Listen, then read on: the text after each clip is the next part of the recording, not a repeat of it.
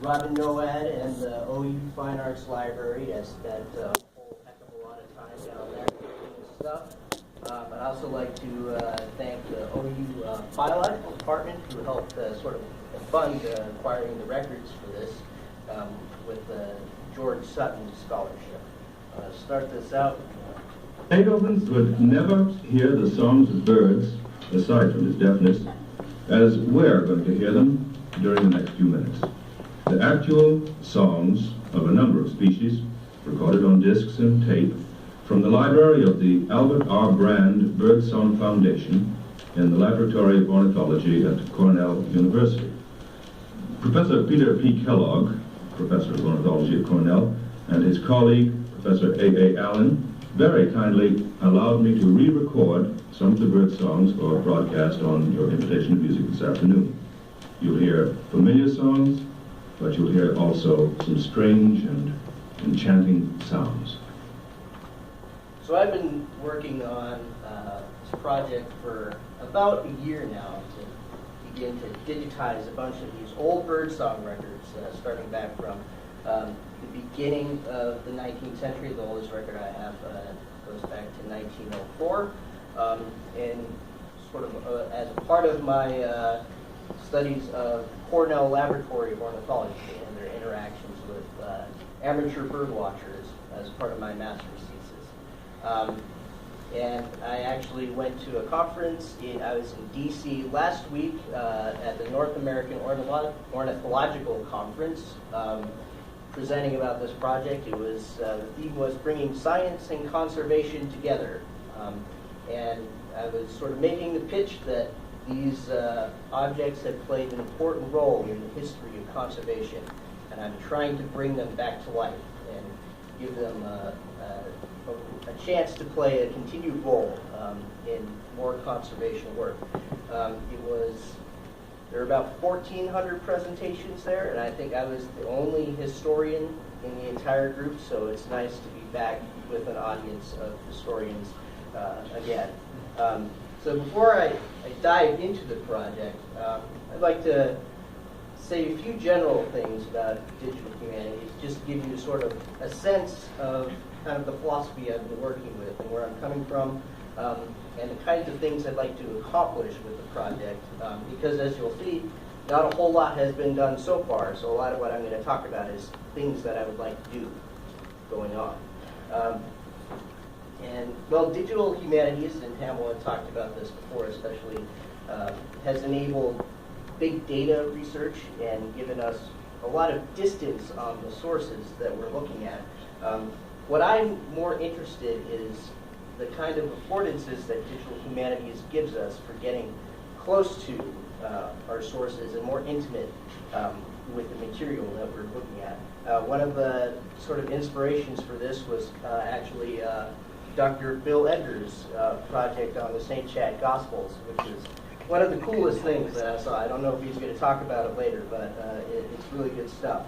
That kind of close digital humanities approach that he used got me thinking about how digital humanities can lead to new ways of thinking about objects and their materiality.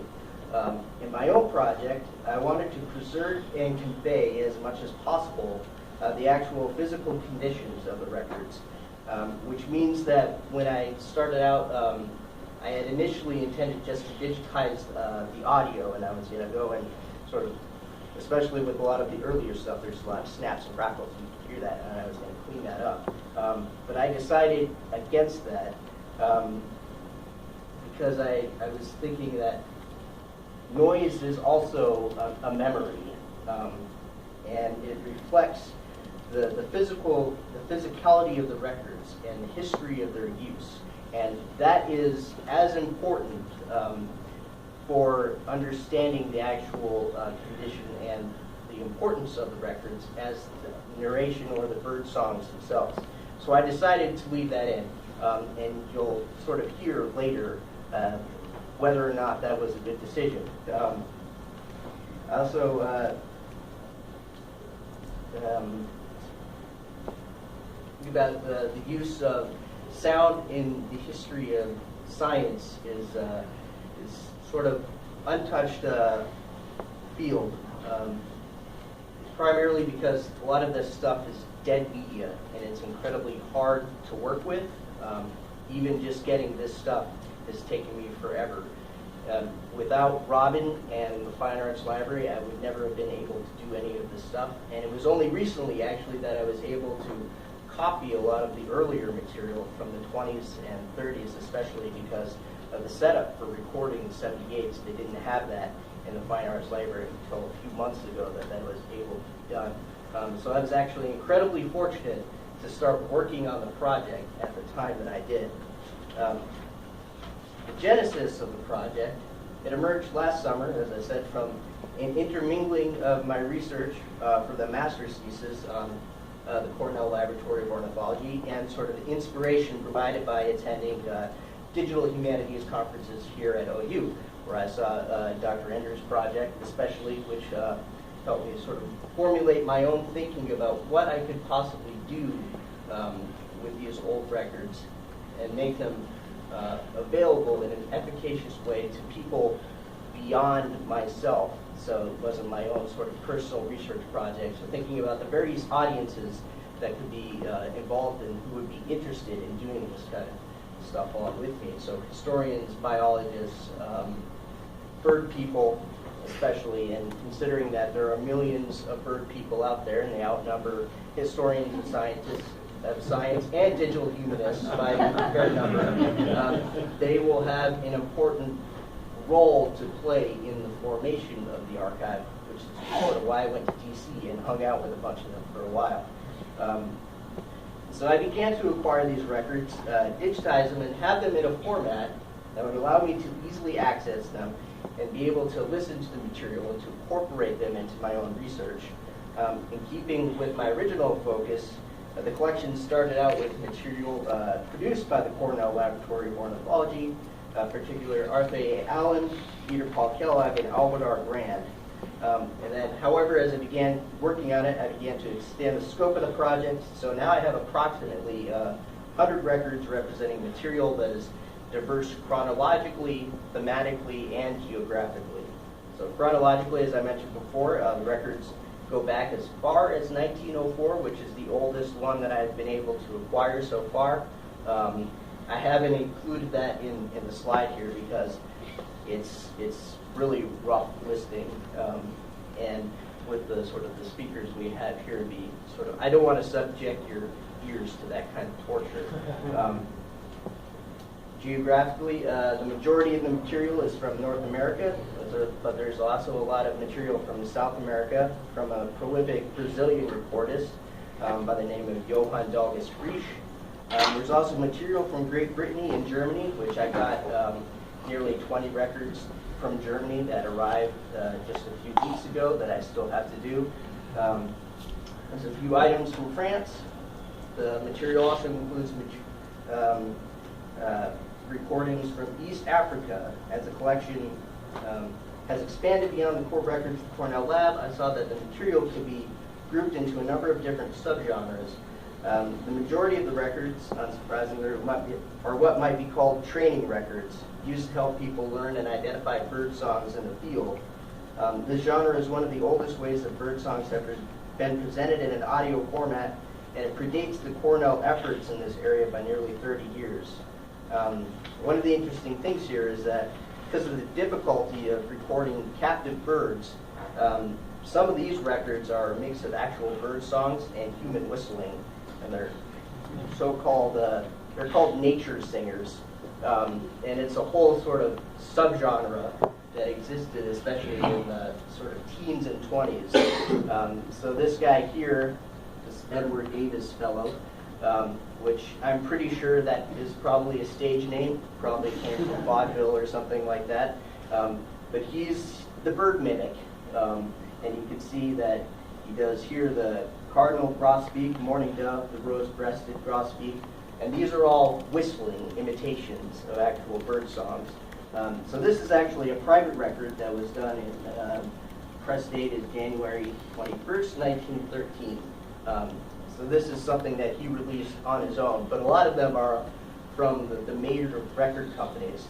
So as you can sort of see here, there's an actual market for these kind of recordings even early on, which was one of the surprising aspects of the project, that there's not just random items here and there. There's actually lots of copies of these, which means that there was actually a substantial buying power for them. So they're working for companies such as RCA Victor, and a lot of them were involved in the nature study movement, which was a really important thing for teaching elementary children especially to value and appreciate birds, and that played an important role in the conservation movement. Without working on the project, I probably would not have uncovered the important role that these people had to play in this kind of history. And when Albert R. Brand began to release his recordings in 1934 and 36, part of his advertising shtick was that he, along with his colleagues at Cornell, had pioneered the techniques and technologies that made it feasible to actually record bird songs in the wild, which became this important feature of bird records ever since. Recording birds in the wild became an important aesthetic feature of records since the 30s. Other types of material include some agricultural records that relate to teaching parakeets how to talk. I have several records of this where you play these records for your parakeet to teach it to say certain phrases. And I'm not sure how serious they are because they seem like novelty gags. They're also weirdly kind of sexist in a 1950s kind of way. It's basically like teaching your parakeet come-ons. So I don't know if they're real or not. The other sort of items that are there are what might be called scientific items, which are studies of avian acoustics for purposes of taxonomy or learning about physiology, and some of the records relate to that. As I said, the original intention was to simply digitize the audio, but as I began doing a lot of this stuff, I began to realize that I needed to sort of convey the entire material context of the records as part of the ongoing project. So I've been working with Barbara, who's been helping me to digitize. She's giving me archival TIFF files of all this stuff, the images of the records, any associated text, the sleeves, if they're parts of books, the books itself are actually digitized as well, along with the audio, and there's searchable PDFs, and so you can sort of see here, this is,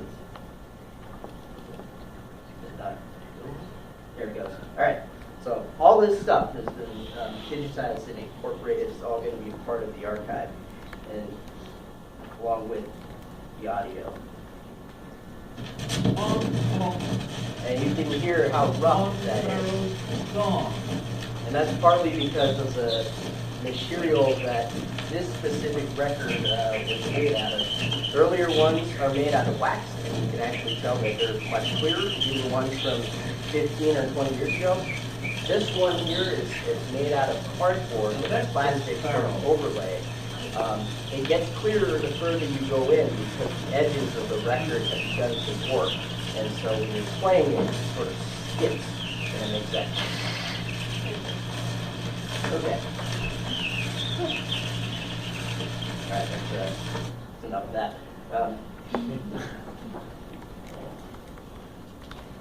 This is it. I've been even trying to, in a similar way to what Dr. Enders has done, get images of the actual records themselves, so you can actually see all the press marks and scratches and divots and things like that, to convey all that kind of information in the archive. I've also started to include textual material related to the study of birdsong, especially attempts to transcribe the calls of birds into systems of symbols or as musical notation. So these books will be digitized and part of the archive as well to give more context to the actual recordings that are going on there. So this is a French book. It's from 1766, I believe. I think it's called the New Treatise on the Song of the Canary, and it has all these great sort of illustrations of music of the Canary and these sort of fold-out images here. And then there's this one, which is really interesting. This is a field book of wild birds and their music by this guy named Frederick Schuler Matthews. This is an edition from 1904, but he was an amateur naturalist who was really militant about that musical notation was the only appropriate way to be able to transcribe bird songs. So one of the things that I've been, and this is a rival sort of system of symbols by Treatise A. Saunders here, and this one here is by, closest to me is Arthur A. Allen's attempts to transcribe bird songs to his various use of symbols. And one of the things that I wanted to do is sort of, since I don't know anything, I can do anything I want, basically, is to also take, especially the sheet music, and transcribe that as audio too. So here I've been experimenting with this app called Snap and Play. So this is a comparison between Matthews as transcribing the drumming of a ruffed grouse off as compared to Saunders on the bottom. And this is what this app called Snap and Play, this is sort of what it's supposed to sound like on a piano.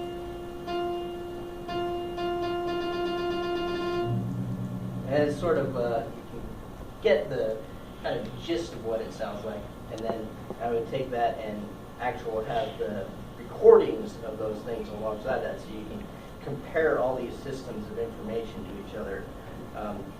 And to give the sense of how recordings existed in this sort of ecosystems of ways to understand bird songs. I won't read the whole thing here, but this is Matthews in his 1921 revised version of this field guide, where he's talking about responding to some of his critics who say that music notation is not exactly a great way to be able to study bird songs. And he's saying here that even if there were but one among a dozen of my considerate readers who could read the musical record, that would not discount its ultimate value in no respect if it were truthful, for in such form the song is in such a state of scientific preservation, which is more than may be said of a lack of musical knowledge.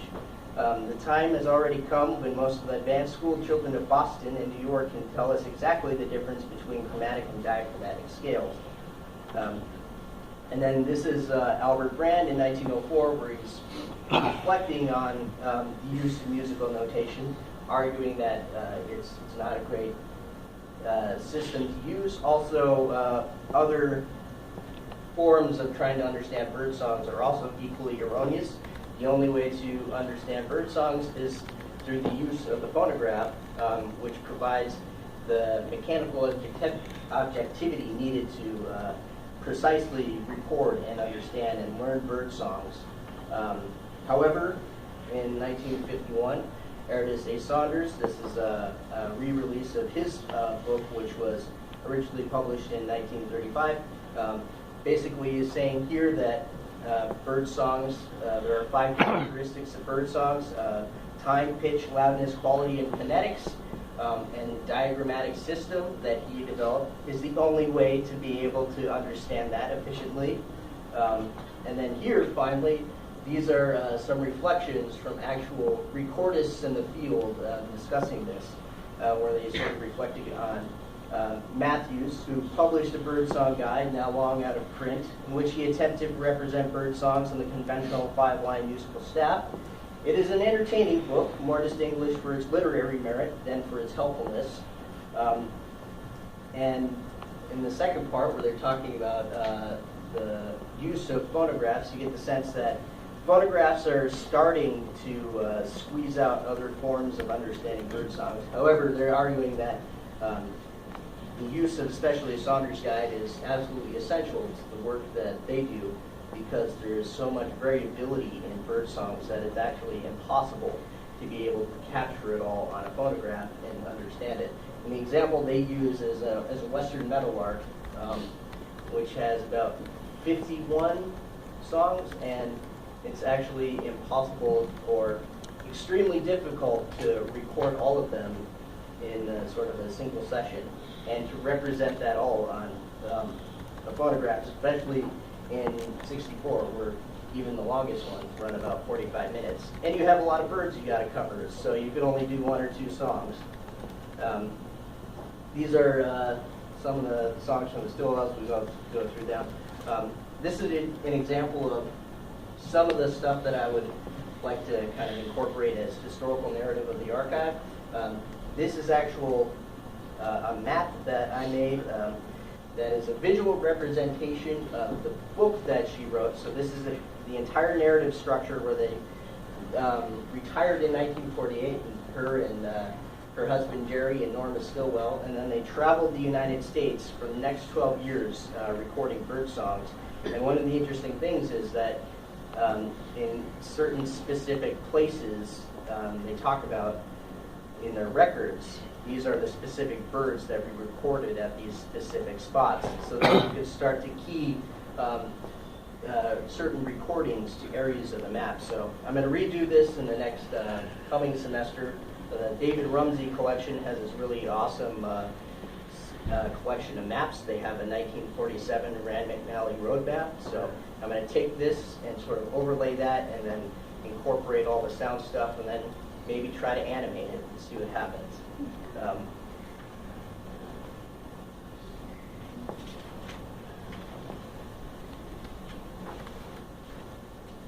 As I said, the sort of competing audiences for the archive that I've envisioned. Of course, the first one's going to be historians of science, and appealing to their needs, especially thinking about using sound in the history of natural history, and what kind of questions can we begin to ask about the techniques of recording, the networks involved, how recordings have sort of developed a sense between nature and humans. There's a cultural aspect to this that is really important because they have played such an important role in the conservation movement. It also will enable us to ask questions about the development of sound and sound recording technology over time, ways in which bird songs are introduced in the records, integration of records and field guides. One of the things that I started thinking about a lot is the relationship between sound recording and the ways our natural history illustrations are presented. Because there are a lot of similarities there between, you have this sort of blank white space, as you can sort of see here, and these birds which are brought out to the front and privileged in this sort of image. And a lot of that sort of happens in the records as well, where the calls of individual birds are brought forth and sort of privileged, and a lot of the background noise is muted, and there's certain techniques that are involved in doing that kind of thing. There's also a cultural purpose to the archive as well. Again, as I said, for bird watchers especially, these objects have memory, and they are important culturally to them. And that's sort of it. And I will, the last final thing I want to do is to sort of gild the lily of the talk here. And we're going to listen to, this is exactly 100 years ago.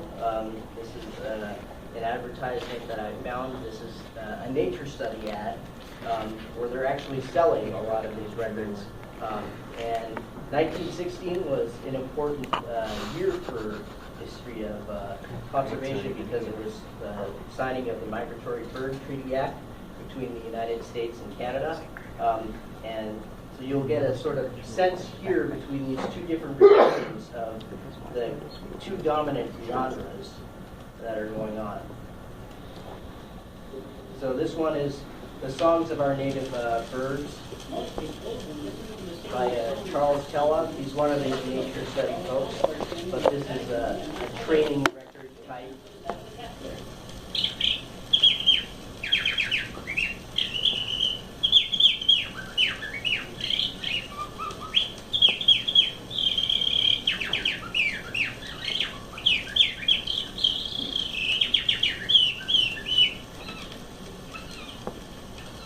Blackbird, and he's doing some kind of weird sweeping there to sort of imitate that.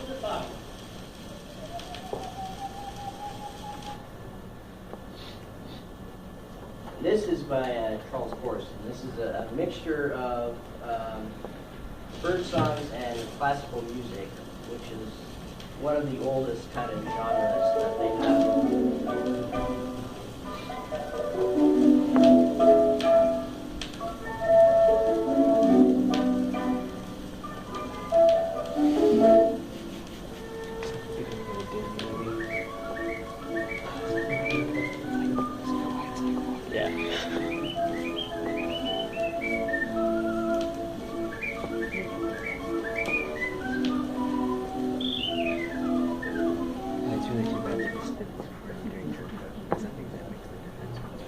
And then this is, I guess you can't really see that, I don't know. Why? Close that.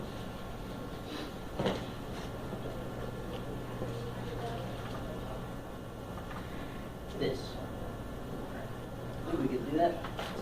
Anyway, so this is where the archive is being built. It's being built on Omeka, because it allows for the creation of various kinds of historical narratives through the exhibits, functions, and this thing called Neatline, which allows you to make maps and things like that. As you can see, basically now it's kind of like my closet at home where I've just shoved a bunch of stuff in there and I'm going to deal with it later. I'm still working through the actual grunt work part of the archive building where I have to digitize a whole bunch more of these records. And then as I incorporate them in here, all the stuff that has been digitized will be pulled in and form a part of all the metadata here, and then we can start to go and build these various exhibits. And one of the things that I really want to do is that when people come to this, they'll be able to contribute actually to the narrative that's going on, especially bird watchers and ornithologists who know a lot more about this history than I do, that there will be a way to incorporate oral histories about these records in some way in the archive. So anyway, that's my spiel, and that's kind of where I'm at so far. I think we may have, or maybe not. I think I'm over. Come talk to me later if you want to learn more about it.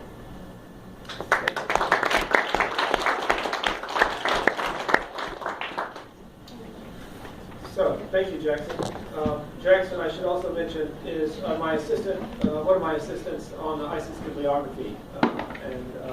So I think you know a bit more about digital humanities than after this summer, you know a lot. Well, I know what an authority record is now, so.